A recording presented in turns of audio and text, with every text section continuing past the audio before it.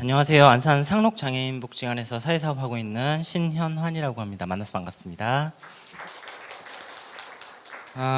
저는 정신장애인분을 또 도왔던 이야기 한 꼭지를 좀 가지고 왔습니다.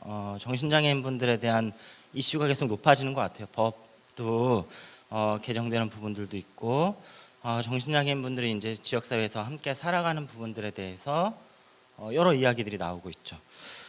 저도 정신장애인분을 만나게 됐어요. 근데 저는 2017년에 입사했는데 그 전부터 복지관에 서 만나고 있던 분이었어요. 사실 이 자리에서도 그분을 만나신 분이 계시고, 근데 이제 그분을 어떻게 도와야 될지 좀 고민이 많이 되더라고요. 그 이야기를 좀 해보고 싶습니다. 정신장애인 좀처럼 만나기 어려운 사람들이었어요. 왜 만나기 어렸을까? 여기 계신 분들은 좀 많이 만나보셨는지 모르겠어요. 저는 모르겠어요. 만나봤는지 안 만나봤는지도 모르겠는데 이분이 정신장애인이라고 해서 만난 적은 이분이 처음이었던 것 같아요. 왜 만나기 어려웠을까? 이런 생각들을 좀 많이 했어요. 그런데 제가 이분을 만나면서 정신장애인을 만나기가 어려운 이유에 대해서 알게 됐죠. 김 작가님이 쓰신 글 중에 한 대목이거든요. 제가 읽어볼게요. 난 또다시 집에서 홀로 외로이 정신병원에서 가두어지듯 그렇게 가두어지고 밖으로의 출구를 찾지 못하고 스스로 벽을 쌓는 것은 아닌가? 그래서 지금 생각이 번쩍 들어오는 것이 내가 조증일 때는 목소리 톤이 높아지고 흥분하고 침착하게 내가 하고 싶은 말을 못하니까 일반인들이 보기에는 싸움닭처럼 보이나 보다. 정신장애인의 삶이 참 팍팍하더라고요. 사람들 편견이 아주 심하고요. 정신장애인분들이 있으면은 심하면 범죄자 바라보듯 바라보는 경우도 많죠. 정신과적 질병으로 그리고 상당수 많은 시간을 병원에서 보시는 분들도 많았어요. 이분 같은 경우도 본인이 스스로 얘기하시는 게 나도 20년 가까이 병원에서 지냈다. 상상해 보세요. 삶의 20년을 정신병원에서 병원에서 살아간다라는 게 어떤 의미일까? 저는 상상조차 되지 않더라고요. 그게 어떤 마음일지, 그게 어떤 삶일지. 지역사회에서 살아간다고 해도 이분처럼 지역사회에서 살아간다 하더라도 집에서 생활하는 때가 대부분인 것 같아요. 병원에서 사는 것과 크게 다르지 않은 것 같습니다. 다만 통제가 없을 뿐이에요. 누군가 자기를 뭔가 통제하지 않는 사람들이 있을 뿐이죠. 이분을 처음 만났을 때 걱정이 많았죠. 걱정이 많았어요. 내가 도울 만한 일이 있을까? 내가 뭘 한다고? 난 정신과적인 전문적 지식도 없는데 내가 할 수 있는 게 있을까? 고민이 많았죠. 정신질환 문제 내가 학교에서 배워온 적 없고 할 수 있는 것도 없는데 내가 뭘 할 수 있을까? 고민이 많았죠. 결국 고민을 엄청 많이 했어요. 몇 번 만나고 제가 처음 만났을 때 이분이 막 정신병원에서 나와가지고 다시 마을에서 살아갈 때였거든요. 그런데 이분이 이제 와가지고 나 너무 어렵게 살아. 그러니까 좀 도와줬으면 좋겠어. 도와줬으면 좋겠는데 당신 날 좀 도와줘. 이렇게 얘기했을 때 내가 뭘 도와줄까 고민했는데 결론은 사회사업가답게 도와야 되겠다. 내가 해야 하는 일로서 도와야겠다. 이렇게 생각되더라고요.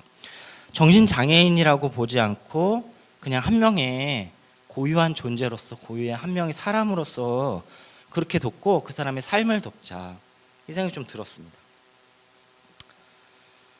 아주 오래전인데요. 한동대학교에서 초대받아가지고 이야기했어요. 그때 이 사회사업 관련된 이야기를 좀 한 적이 있었는데 그때 장애인복지관에서 일하시는 분이었어요. 제 이야기를 듣고 제 종복에서 일했을 때였거든요. 이제 장애인복지관에 만약 장애인을 도우신다면 어떻게 도우시겠습니까? 라고 이제 물으셨어요. 선생님이. 그때 제가 했던 말 중에 이런 말이 있었습니다. 장애인으로 보지 않고 한 사람으로 보고 돕겠습니다. 종합복지관에서 일했지만 여러 장애인을 만났고 장애인으로 보지 않고 개별적인 한 사람으로 보고 도왔습니다. 잘 도울 때도 있고 못 도울 때도 있었지만 일단 사람으로 보고 도왔습니다. 장애인으로 돕기보다는 사람으로 돕고 싶습니다. 이 이야기를 했거든요. 그 생각이 번뜩 들더라고요. 우리와 같은 사람이다. 다만 조금 어려울 뿐이다. 이 생각이 들더라고요. 첫 만남 했죠. 첫 만남인데 이분이 오시니까 복지관이 난리가 난 거예요. 드디어 나오셨다. 이제 출근하셨다. 왜냐면은 이분은 복지관에서 유명한 분이셨거든요. 특별한 추억들이 많으신 분이었어요. 복지관에서 여러 가지 이제 소란도 좀 일으키시고 이런 분이 이런 과정들이 좀 있었죠. 이런 과정이 있었는데 그래서 이제 다들 걱정해줘. 그리고 선생님들이 이제 두려워하시는 거예요. 저분을 누가 맡아서 할까? 지금 관장님이시는 우리 김선용 관장님께서 그래도 이분을 잘 아셔가지고 어떻게든 잘 해봤으면 좋겠다라는 마음이 있으셨거든요. 어려운 일은 팀장이 하는 거죠. 네, 제가 해야죠. 뭐 어떻게 하겠습니까? 만났죠. 그래서 일단 만났죠. 정신장애인 분들의 이야기가 맥락을 제대로 이어가지 못하는 경우가 많죠. 네. 그런데 정신장애인이라서 사람들에게 많은 무시를 받아왔다라는 것을 이분의 이야기를 만나면서 정말 많이 알게 됐어요. 김 작가님 이야기에 귀 기울이는 사람이 과연 얼마나 됐을까? 엉뚱한 얘기도 많이 하시고 이상한 얘기도 많이 하시고 앞뒤 맥락도 안 맞는데 이분의 이야기에 귀 기울이는 사람이 얼마나 있었을까? 그래서 김 작가님 만날 때 이런 마음이 있었어요. 전화라도 정말 친절히 받아야겠다. 당신의 이야기는 내가 들을 수 있는 준비가 되어 있다. 이런 마음으로 그분들을 만나기 시작했어요. 이제 그렇게 만나다 보니까는 이제 전화가 좀 자주 오세요. 그리고 신 팀장 바꿔달라고 얘기를 하시면서 전화를 했죠. 그렇게 이제 조금 관계가 좀 쌓이다 보니까는 이제 저한테 문자를 보내기 시작했어요. 저는 저희 기관에서는 이제 직원들 배려해서 기관 폰을 이제 한두 대 정도는 배정을 해주시는데 저는 대부분 제 휴대전화를 많이 쓰거든요. 제 휴대전화를 많이 쓰는데 어느 날 김 작가님이 저한테 문자를 보내셨더라고요. 아침 운동을 하다가 문득 함께 어우러져 산다는 것은 참으로 중요하다는 것을 느꼈다. 이게 이제 병원에서 나오신 지 얼마 안 돼서 쓰신 글이어서 이제 치료가 어느 정도 돼서 이제 감성이 이제 충만하실 때였어요. 지난날 이면도로에서 사람이 먼저라고 우기다가 파출소로 끌려가 소동을 핀 적이 있었다. 그땐 세상을 온통 부정적인 시각으로 보았다. 왜 그렇게 내가 날 내 안에 꽁꽁 묶어놨는지 모르겠다. 이런 글을 쓰셨어요. 근데 딱 보니까는 대화도 할 때도 잘했는데 글이 예사스럽지 않아요. 제가 봤을 땐 그랬어요. 글이 맥락이 좀 있네. 잘 쓴 것 같네. 장문의 글 한 편을 딱 보내셨는데 잘 쓰셨어요. 뭐지? 이분한테 이런 강점이 있었나? 이분이 새롭게 보이네. 이제 그렇게 보여지기 시작했죠. 이야기를 계속 나갔죠. 이분은 아직 사례 관리를 시작하기 전이었고 목표를 잡기 전이었기 때문에 사례 관리를 시작하지는 않았었는데 만나면서 이제 이분들과 관계를 맺으면서 어떻게 하면 좋을지 했는데 그분이 얘기하시면서 나 정신병원에서 글 많이 썼다고 어디에 원고도 내봤다고 이런 얘기를 하시더라고요. 원고도 보내보신 적도 있고 책에 실린 적도 있고 그리고 지금도 계속 뭔가를 쓰세요. 글을 계속 쓰고 계세요. 달력이든 쪽지든 노트든 어디에든 계속 쓰세요. 그리고 그걸 계속 저를 보여주세요. 그리고 그 중에 잘된 거는 그 장문의 그거를 꿋꿋하게 스마트폰으로 눌러서 저한테 문자를 보내세요. 예사스럽지 않죠. 사람이 달리 보였죠. 글에는 김 작가님 일상과 생각이 담겨 있었습니다. 글을 통해서 세상을 어떤 눈으로 바라보는지 알게 되었어요. 대화만을 통해서는 몰랐는데 그 글 안에는 김 작가님의 생각이 있었죠. 때로는 누군가에게 무시당하기도 했고 심한 경우 사기도 정말 많이 당하셨어요. 네, 정신장애인이라고 하시니까는 이런저런 사람들이 많이 이용해 먹으려고 하셨겠죠. 정말 많이 무시당하기도 했고 사기당하기도 했습니다. 그런데 매번 이런 일이 있어도 김 작가님은 사람을 철석같이 믿어요. 그래서 뭔가를 또 빌려줘요. 뭔가를 해주시고 사람을 집으로 들이시고 이런 분이세요. 자기보다 어려운 사람을 챙기는 사람이었고 사람을 사랑하는 분이셨어요. 이런 분들을 어떻게 도우면 좋을까 고민이 많았죠. 관장님이 제가 쓴 글에 응원글을 주셨어요. 그 중에 셰프 코미나드라는 분이 쓰신 치유의 글쓰기라는 꼭지를 발췌를 하셨는데 요게 마음에 와닿더라고요. 글쓰기는 부서진 마음을 회복시키고 미래로 나아가기 위한 힘과 용기를 준다. 몸이 아프면 병원에 달려가지만 마음이 아플 때는 대처법이 다르다. 그 해답 중 하나가 글쓰기에 있다. 오늘 발표하셨던 선생님도 그러셨죠. 글쓰기. 글쓰기를 통해 깊숙이 파고든 내면의 고통으로부터 벗어나 더욱 즐거운 생활을 누릴 수 있는 방법을 찾아낼 수 있다. 글쓰기는 일상의 고통과 스트레스를 극복하고 기쁨과 활력이 넘치는 삶의 회복 단계로 나아가게 한다. 나중에 이 글을 받았는데 이 김 작가님 상황에 딱 맞더라고요.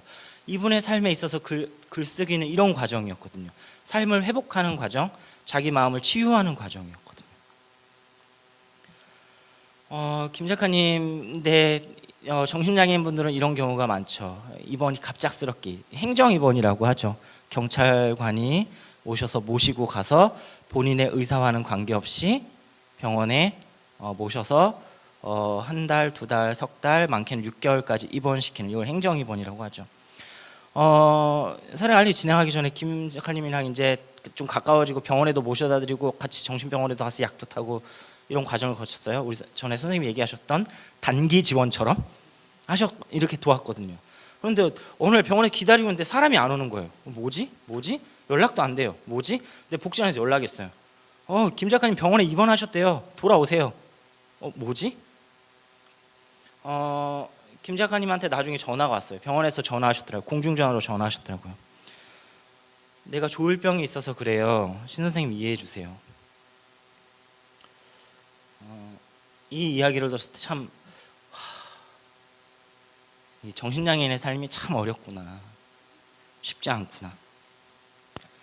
내가 어떻게 도와야 될까? 여러 가지 이야기를 부탁을 하셨어요. 뭘 어떻게 해주시고 집에 들어가서 뭘 해주시고 여러 가지 부탁을 하셨는데 그냥 묵묵히 듣고만 있었거든요.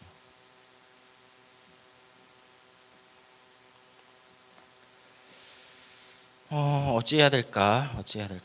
참 넉넉하지 않구나, 정신장애인의 삶이. 그런데 그분의 그런 문제, 파출소 가서 난동 피우시고 길거리 가서 난동 피우시고 이런 것들 제가 어떻게 해볼 수 있는 내용들이 아니더라고요. 무시하기로 했어요. 외면하는 거죠. 내가 이걸 어찌 해볼 수 있는 상황이 아니다. 이거는 내가 내 역량으로 할 수 있는 일이 아니다. 내 한계를 직면하고 외면하기 시작했죠. 이 부분에 대해서는 하고 내가 할 수 있는 일에 집중해보자. 이런 얘기했죠. 김 작가님 한 번 입원하시면 한 달, 짧게는 한 달, 길게는 6개월씩 입원하시거든요. 근데 이번에는 한 달 입원하시고 연락을 하셨어요. 따로 연락은 안 하시거든요. 어느 날 갑자기 띵동하고 문자가 옵니다. 그리고 긴 글을 그냥 보내세요. 김 작가님의 글을 다시 보내셨어요. 자기 속마음을 표현하는 소통의 방법이었고 김 작가님의 강점이었죠. 다시 이어지는 글을 계속 보내셨죠. 퇴원하시고 나서 글이 계속 쌓이더라고요. 제 문자에. 근데 읽어보면 읽어볼수록 좀 모아보고 싶은 마음이 있었어요. 그런데 이거를 모아보는 것들도 당사자 중심으로 모아보고 싶었어요. 당사자께 김 작가님께 허락을 구하고 김 작가님의 관점에서 김 작가님한테 얘기 드렸죠. 김 작가님 글 한번 모아보시면 어떨까요? 좋다 하세요. 나 예전부터 글을 잘 썼다. 김 작가님 강점인 글로 일하니 김 작가님 되게 좋아하셨어요. 자기가 좋아하는 일로 하시는 일들도 즐거워하시더라고요. 한평생 병으로 고생하셨지만 글 쓰는 것만은 포기하지 않으셨던 분이고요. 김 작가님이 좋아하시는 일이 병으로 생기는 부정적인 기운을 덮어버리기를 좀 바랬습니다. 왜냐? 저는 정신병을 대응할 수 있는 방법이 없었거든요. 오히려 그분의 강점이 이런 정신적인 질병들을 무마하실 수 있도록 돕는 것은 내가 어찌 해볼 수 있겠다, 이런 마음이 있었죠. 김세인 선생님이 쓰신 직선의 곡선, 곡선의 시선이라고 있습니다. 여러 사회복지사 선생님들이 자기의 실천 현장에서 쓰신 글들이죠. 여기서 이제 이야기하신 게 있어요. 문제를 보는 시선이 우리가 너무 익숙한 게 아닐까. 나도 정신과적 질병에서 맨날 김 작가님한테 약 드셨어요? 잠은 잘 주무셨어요? 병원은 다녀오셨어요? 이거에 몰두했다면 김 작가님은 저에게 마음을 열고 저와 함께 글쓰기를 이어나갈 수 있었을까? 아니었을 것 같아요. 저는 그 문제 이면에 있는 김 작가님의 마음을 누군가는 알아줬으면 좋겠다. 김 작가님과 함께하는 사람이 단 한 명이라도 있었으면 좋겠다. 김 작가님의 강점을 좀 바라보시고 이것들을 살펴주는 사람이 있었으면 좋겠다. 의도적으로 논을 돌리는 것이 좀 필요하다라고 저는 생각했죠. 그렇게 김 작가님과 글을 쓰기 시작했어요. 글을 쓰고 계획을 세웠죠. 그래서 사례관리 계획서를 하면서 그럼 김 작가님 우리 글 쓰고 올 연말에는 책 한번 내봐요라고 얘기를 했죠. 막 책 얘기했더니 이제 신나신 거예요. 막 신나셔가지고 오빠 언니 막 전화해가지고 나 이제 글 쓴다고 나 책 낼 거라고 막 자랑하시고, 아드님이 계신데 일본에 계세요. 멀리 계시죠. 이때가 이제 한참 코로나 상황이었거든요. 못 들어오고 계시는 상황이었어요. 아드님한테 전화해가지고 막 이거 막 자랑하시고 난리 나신 거예요. 그래서 나 왔더니 아들이 책 내는 거는 부담스러울 수 있으니 일단 온라인으로 글을 써봐라. 페이스북이라는 좋은 도구가 있다. 이렇게 소개시켜 주셨더라고요. 그래서 페이스북요. 페이스북도 좋죠. 그래서 페이스북 막 계정 개설하는 거 막 도와드리고 막, 그런데 또 비밀 보안 못 할 수 있잖아요. 그래서 개인 정보 막 숨겨드리고 막 이거 막 하고 같이 핸드폰, 그것도 당사자 핸드폰으로, 김 작가님 핸드폰으로 하는 방법도 알려드리고 이랬죠. 그런데 이게 조금 제가 미숙했더라고요. 김 작가님은 정신병이 좀 있으시죠. 조증과 우울증이 있으시고, 그 글에도 자기 한탄과 연민과 이웃들에 대한, 그리고 사회에 대한 비판들이 굉장히 많으세요. 굉장히 많으신 분들이었어요. 그러다 보니까는 그런 것들이 가감 없이, 좀 조정 없이 인터넷상으로 퍼졌을 때, 페이스북에 글을 올렸을 땐 누군가에게는 이게 타겟이 될 수 있고 누군가에는 욕이 될 수 있는 거예요. 그러니까는 이걸로 실제적으로 김 작가님께서 페이스북으로 만나신 분들 중에 한 분을 자기가 죽이겠다고 칼 들고 쫓아나가신 적도 있었거든요. 미숙했구나 내가. 글을 쓰는 거는, 우리끼리 책을 만드는 거는 우리끼리 어떻게 해볼 수 있었겠지만, 페이스북에 글을 올리는 건 내가 조금 더 섬세하게 좀 다 조정을 하고 함께 좀 검토를 하고 봤었어야 되는데, 그게 내가 좀 부족했구나, 이 생각 나중에 좀 후회를 좀 했죠.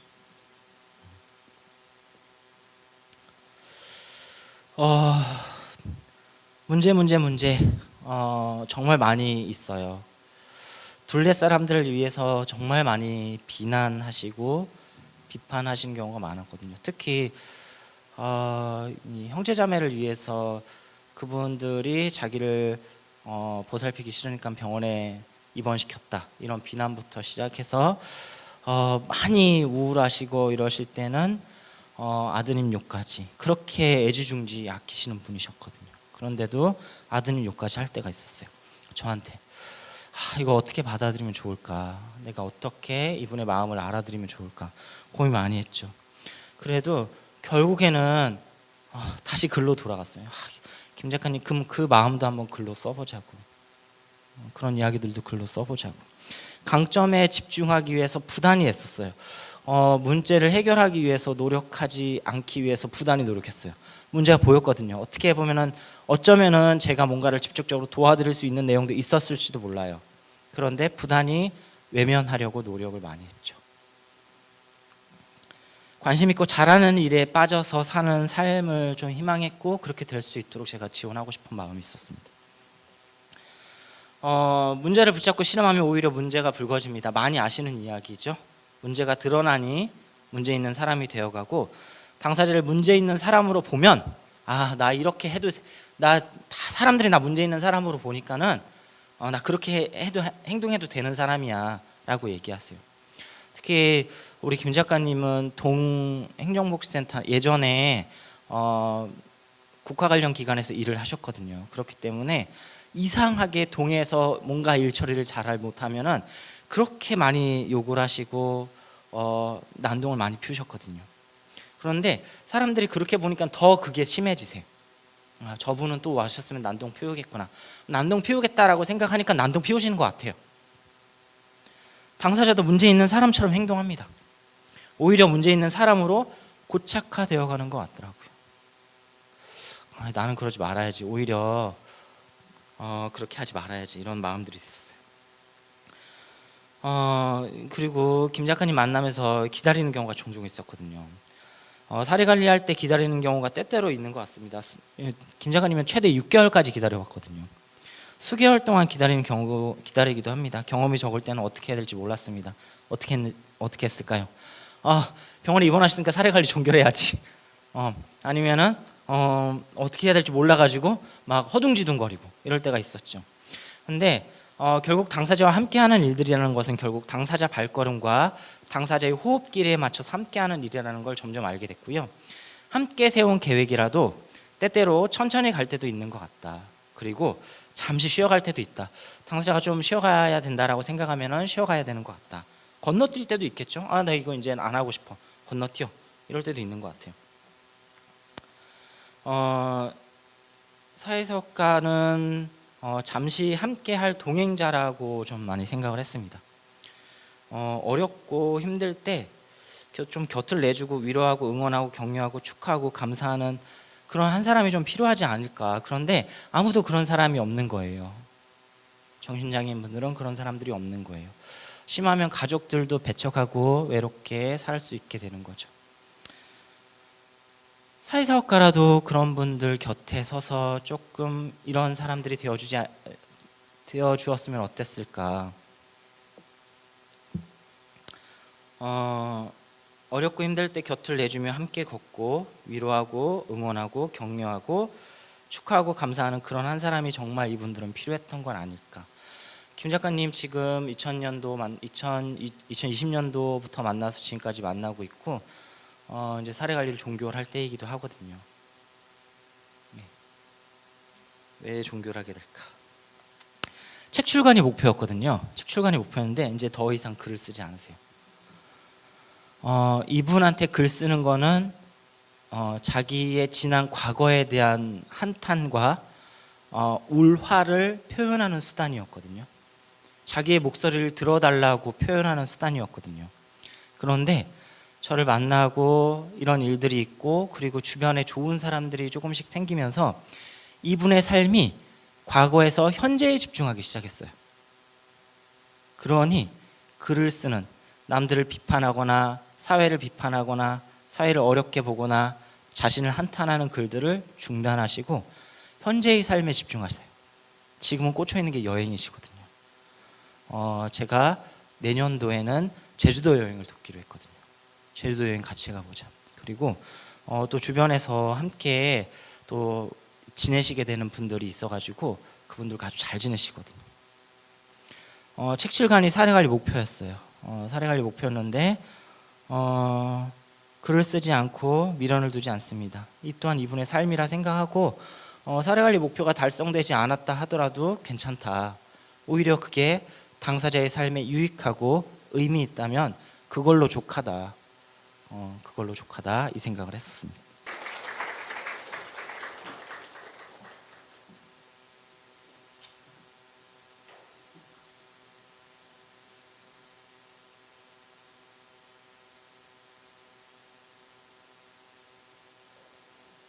예, 수고하셨습니다. 선생님 네. 땀을 안 흘리시네요. 네. 예. 예. 선생님 여기 궁금한 것들이 몇 가지가 있어요. 책은 그러면은 아니고 글로는 이렇게 쭉 쌓여 있는 건가요? 아니면 어디에 공개가 돼 있다거나? 김 작가님 글이요? 예, 예. 김 작가님 글은 일단은 공개는 하지 않았고요. 김 작가님 글이 사회 비평이 많아요. 그리고 예. 타인을 욕하는 것들이나 자기 자신을 욕하는 내용들이 많아요. 김 작가님의 삶의 역사이고 삶의 파편들이거든요. 일단은 제가 100쪽이 넘는 분량의 글이었고 그것들을 일단 책으로 만드는 것들은 중단한 상황이어가지고 제가 가소책자로 엮어서 김 작가님 보내드렸고 묶어드렸어요. 네, 그거를 다 보관하실 수 있도록 엮어드렸고 또 김 작가님이 언제든지 또 찾을 수 있거든요. 네, 찾을 수도 있기 때문에 이 사례관리 폴더에 잘 모셔두고 있습니다. 네. 그럼 묶음집으로는 나온 거네요. 네, 묶음집으로는 제가 소책자 형식으로 만들어서 김 작가님 보여드렸고요. 예. 김 작가님과 함께 또 볼만한 글들이 있으면은 언제든지 다시 시작해 볼 수 있다라고 말씀을 드렸었죠. 그러면 그거 받으셨을 때는 어떠셨어요? 좋아하셨죠. 감사했죠. 그래도 자기 글이 이렇게 묶여서 나온 거는 처음이셨거든요. 늘 어딘가에 달력의 한 구석, 어딘가 이면지의 한 구석 이런 데 글을 쓰고 어딘가에 쌓아놓으셨다가 이게 누군가 들어와가지고 이거 쓰레기 왜 이렇게 쌓여놓고 있냐 이러면 그때마다 또 버리시고 이런 생활이 반복되셨던 분이거든요. 그렇기 때문에 이렇게 뭔가를 정리해서 본인이 소장하고 있다는 것 자체가 그분께는 남다른 의미인 것 같아요. 네. 예. 그 맨 처음에 이 당사자분 만나 뵀을 때 정신장애라고 하는 그 걸로는 만나신 게 처음이신 분이신 거죠? 네, 정신장애인 분들을 모르겠어요. 정신장애인 분이라고 얘기하시지 않고 이렇게 스쳐 지나가듯이 만난 분들은 있을 수 있겠죠. 보통의 삶에서는 그럴 가능성이 높은데 보통은 표현을 잘 안 하시니까는 표현들 잘 또 알아차리기도 어렵고 그런데 이분은 일단은 제가 공식적으로 만난 정신장애인 분들이었고 공식적으로 도왔던 분이기도 하죠. 처음이었죠. 처음이었죠. 네. 그러면은 내가 지금 준비가 안 돼 있거나 하여튼 아는 게 없어서 당혹스러웠을 마음도 처음에 있으셨어요? 당황스럽죠. 일단 책과 유튜브 정신장애인 우울증, 조증 뒤져서 공부하기 시작했죠. 네, 왜냐하면 일단 알아야 되니까. 예. 내가 뭘 도울 수 있을까 이런 거를 공부를 해야 되니까 유튜브도 찾아보고 여러 가지 정신과 박사들이 하는 이야기도 찾아보고 특히 이제 그 중에서 이것들을 완화시키는 방법들은 뭐가 있을까 이런 책 찾아보고 유튜브 찾아보고 의사 선생님도 홈페이지에 올린 것들 찾아보고 이랬죠. 근데 이야기를 보고 살펴볼수록 와 이거 내가 할 수 있는 일들이 만만치가 않더라고요. 내가 이걸 할 수 있을까? 좀 버거운 쉽진 않겠다 이런 생각이 좀 가졌었죠. 아, 그러셨어요? 네. 쉽지 않다라는 걸 인정하기가 쉽지 않으셨을 것 같은데. 생각보다 빨리 인정했습니다. 아, 그래요? 예. 예. 사회사업가라는 정체성을 가지고 있었고, 당사자의 삶을 지원할 때, 당사자의 강점 중심으로 지원하면 참 좋겠다라는 마음은 있었고, 그리고 내가 정신과 의사는 아니다. 나는 정신과 의사는 아니기 때문에 내가 약물 복약을 도울 수도 없고, 어떻게 약물을, 그러니까, 정신병원에도 아침이 와요. 넷플릭스에 영화였죠. 정신질환 환자들에겐 약물이 너무 중요해요. 너무 중요하고 약을 어떻게 복용했는지가 그분의 삶에 엄청난 영향을 미치거든요. 그런데 제가 약을 바꿔라고 이렇게 얘기할 수 없잖아요.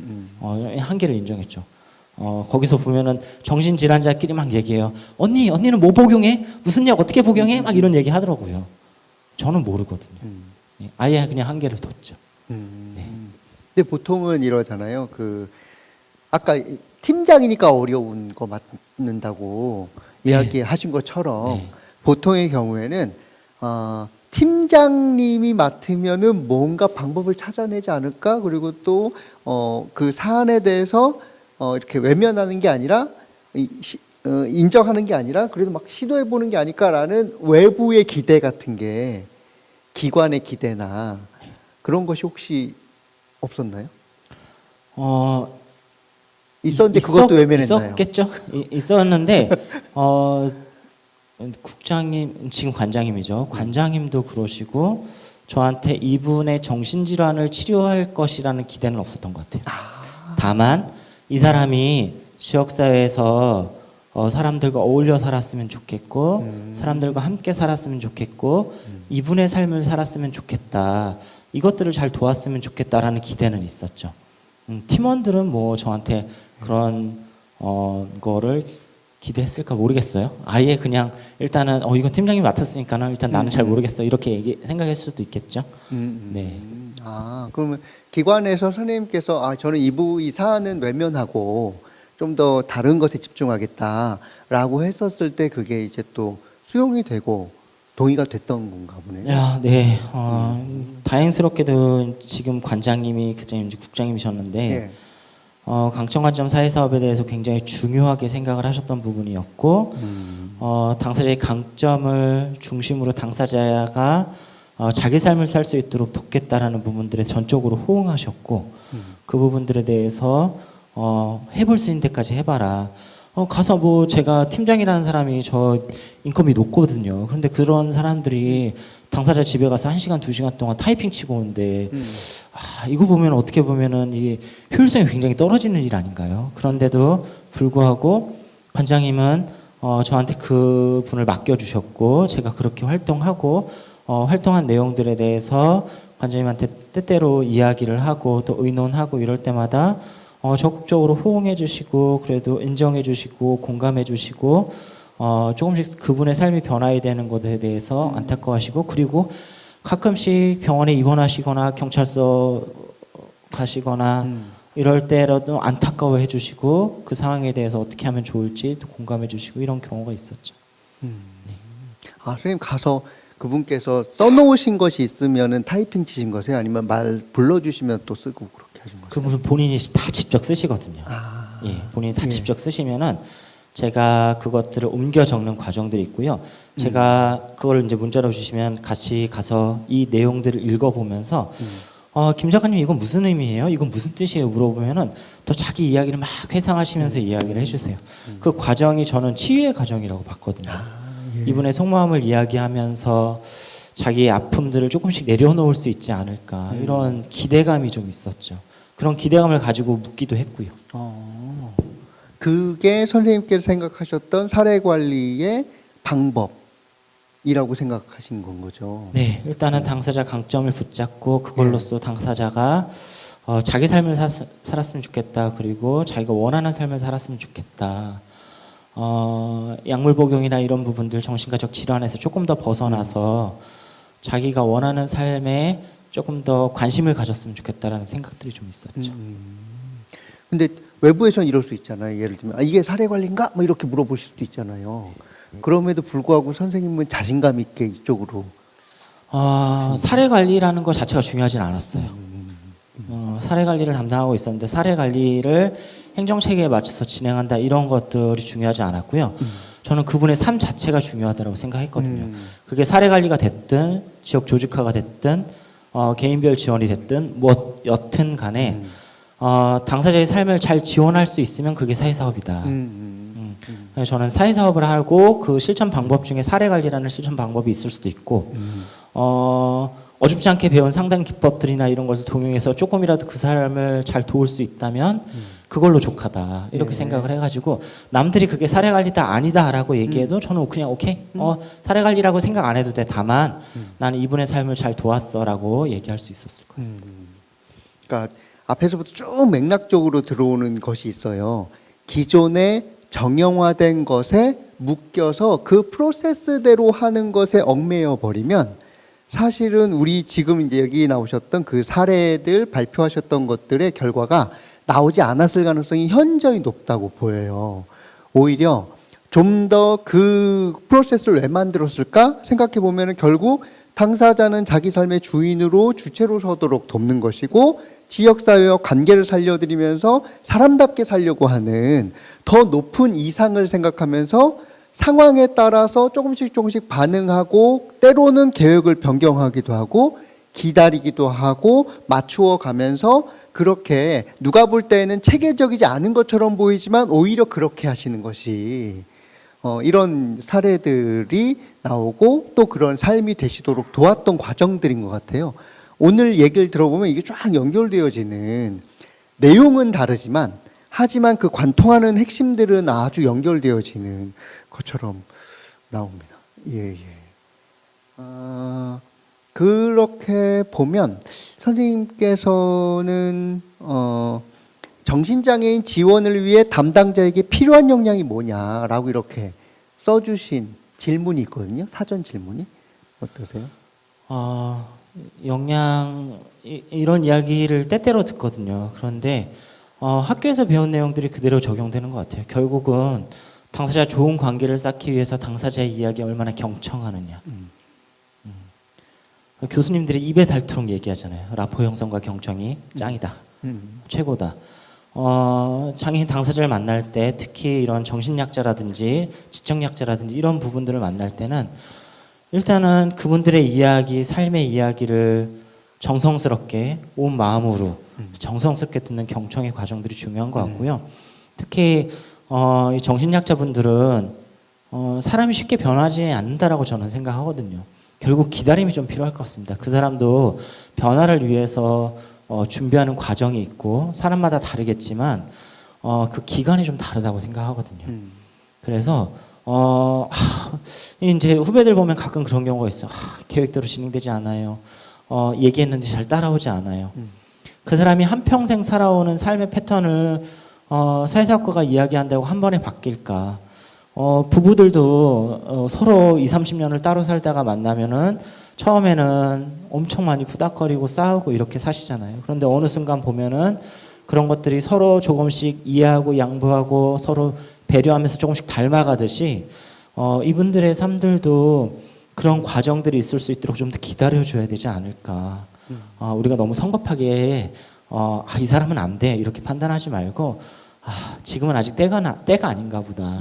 조금 더 기다려보자. 언젠가 우리 이야기에도 좀 더 귀 기울여 주시고 언젠가는 우리가 하는 이야기를 좀 함께 해보실 수 있는 날이 있을 것이다. 이런 생각들이 좀 있죠. 예.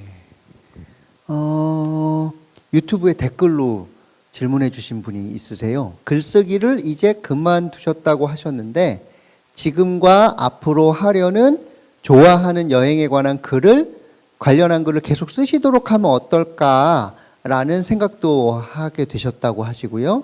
그리고 과거에 글쓰기 한 이유가 분출구라고도 이야기하셨는데 그 부정적인 부분으로 그만하는 것이 좋은 건지 생각 드는 부분입니다. 팀장님 생각은 어떠신지라고 물어보셨습니다. 질문이 기네요. 예, 예. 네, 첫 번째 보여드릴까요? 질문이, 이걸 좀? 네. 예. 네. 네. 여행에 관련된 글 쓰시도록 하는 거 있는데 예. 일단은 저는 당사자 만났을 때 가급적 당사자주의, 당사자 중심, 당사자가 하고 싶은 일, 하고 싶은 일 중심으로 하거든요. 그래서 제가 따로 제한을 하지 않아요. 일단은 글을 쓰시도록 뭐 글 쓰신 거 있냐 이렇게 물어볼 수는 있는데요. 지금은 이분이 글을 쓰시지 않아도 다양한 방식으로 삶을 표출해내시고 삶을 사시는 중이시거든요. 글에 얽매이지 않아도 이분의 삶이 너무나 행복해 보이세요. 네.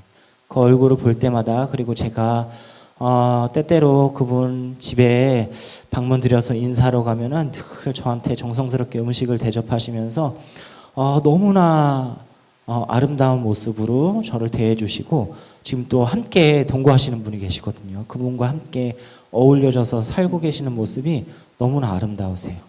그래서 이 글이라는 표출구를 굳이 사용하지 않아도 누군가 대화할 사람이 있고 어디 갈 데가 있고 이런 곳이 생기니까는 글에 그렇게 얽매이지 않으시더라고요.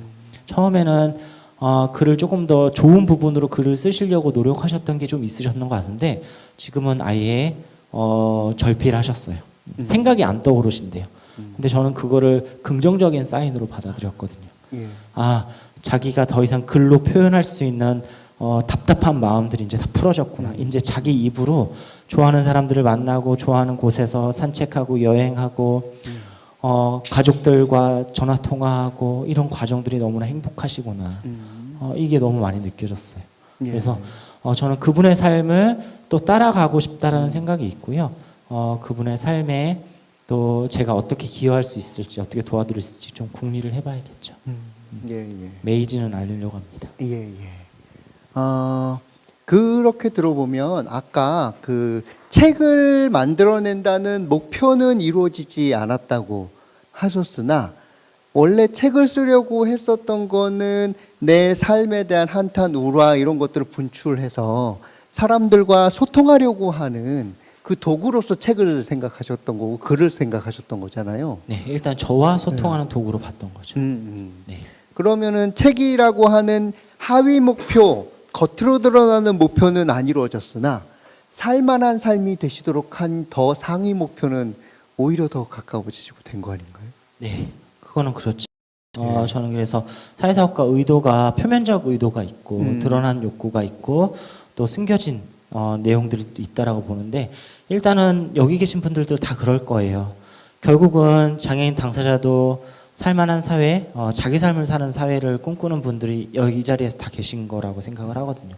목적은 그건데 가는 길이 조금씩 다른 것 같아요. 누군가는 어떤 방식으로, 누군가는 이런 방식으로, 누군가는 어떤 사업으로 하는 방식이 좀 다르겠지만 결국은 우리가 꿈꾸는 거는 장애인도 살만한 공동체, 자기 삶을 사는 장애인 당사자 이런 것들을 꿈꾸기 때문에 결국은 우리가 하는 일들은 다 동일한 맥락이지만 하는 방법이 조금 다를 뿐이다. 근데 그 다른 것들이 때로는 멈추기도 하고 때로는 실패하는 것처럼 보여도 결국은 우리가 가는 길들은 동일하고 그것들이 이루어지면은 그래도 우리가 하는 것에 의미가 있다. 이렇게 생각을 합니다.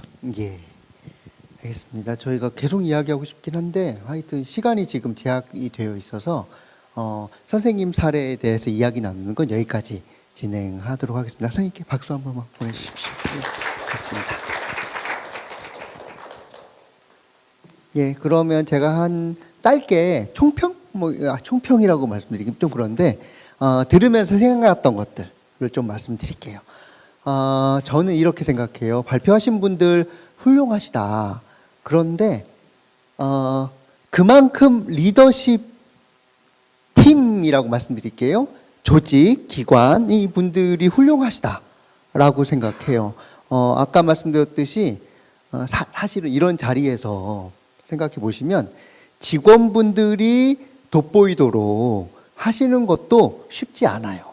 근데 기관에서 이렇게 세워주신 거, 그리고 또 기관이라고 하면 보통 그냥 건물처럼 생각되니까 리더십 팀, 기관장님, 그리고 기관장님과 같이 일하시는 뭐 중간 관리자, 최고 관리자 분들, 이런 분들이 훌륭하시다고 생각해요. 특히 뭐가 훌륭하다고 생각하느냐 하면 아까 그 먼 목표를 향해서 가되 우리가 지금까지는 경로까지 다 계획을 세워가지고 그대로 가는 것이 일 잘하는 거다라고 생각했었는데 큰 목표는 이때 이 중간에서의 경로들과 계획은 언제든지 수정 가능하고 심지어는 계획이 좀 두루뭉술하고 목표가 두루뭉술하다 하더라도 하면서 만들어 가겠다 우리 라고 하는 걸 기관이 다 수용하시고 또 동의까지 하시고 지지해 주신 것을 아까 제가 질문으로 계속 확인했던 거거든요.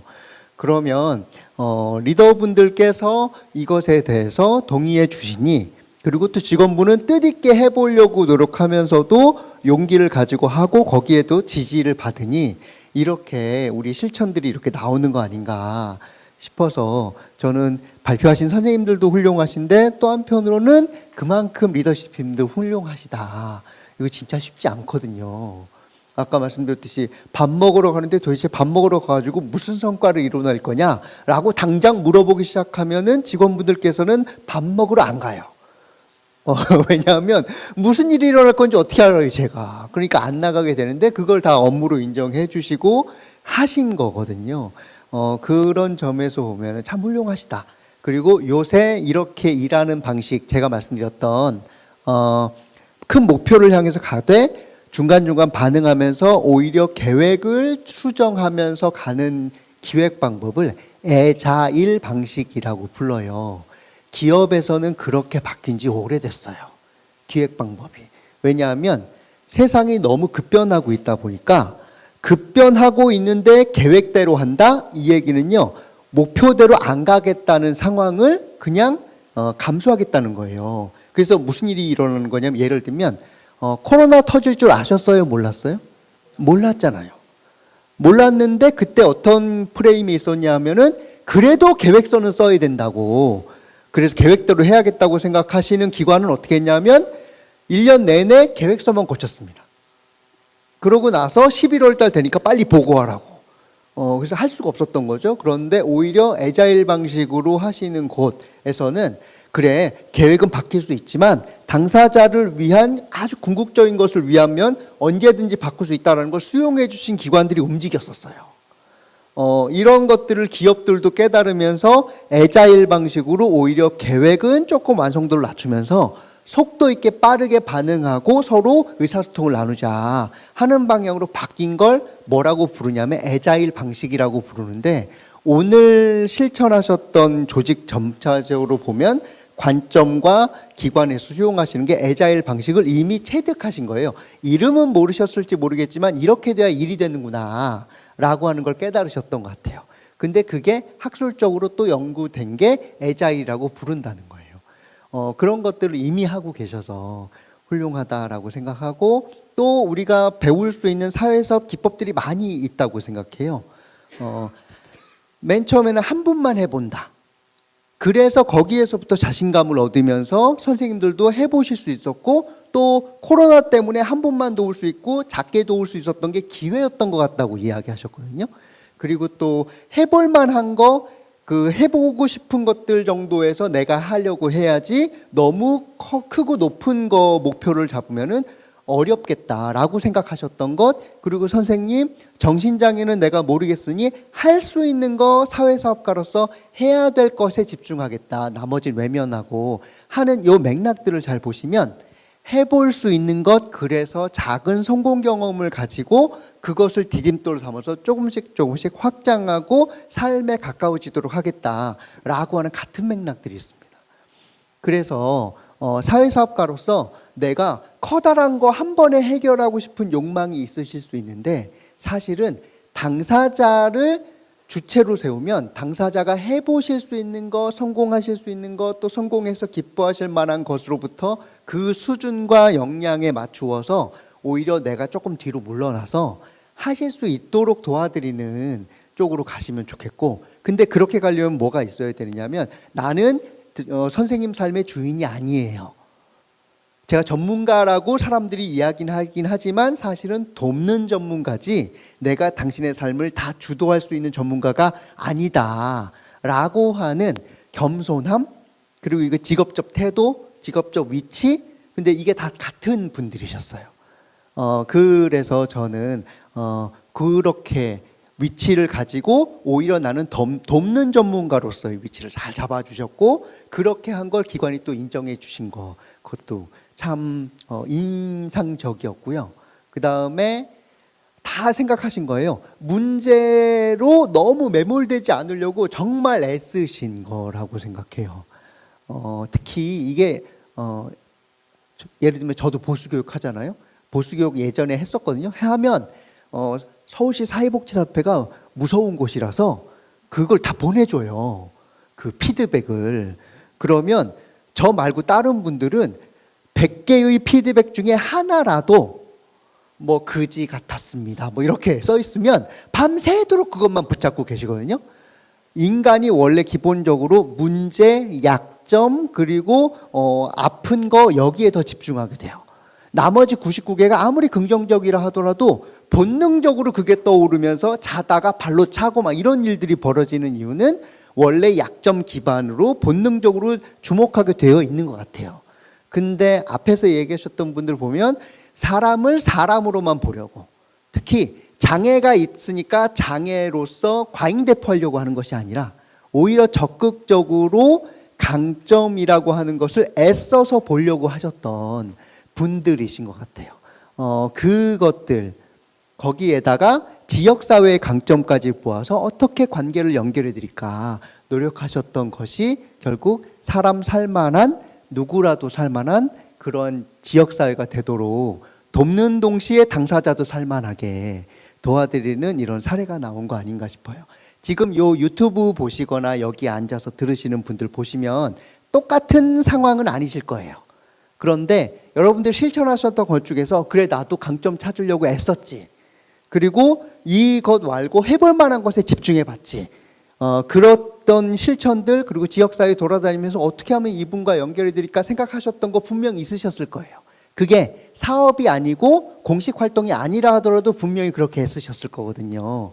그 작은 것들에 대해서 여러분들도 강점을 찾아주시면 좋겠어요. 제가 마지막으로 드리고 싶은 말씀은, 우리가 사례 발표 같은 거 할 땐 강점 관점으로 하자고 많이 이야기하고 실제로 당사자와 지역사회 만나면 강점 중심으로 보려고 엄청 노력하세요. 그런데 내 실천에 대해서는 가혹하세요. 많은 분들이 이건 별거 아니에요, 뭐 그냥 된 거예요, 뭐 이렇게 자꾸 이야기하면서 나 자신에 대해서는 강점 관점으로 잘 안 보세요.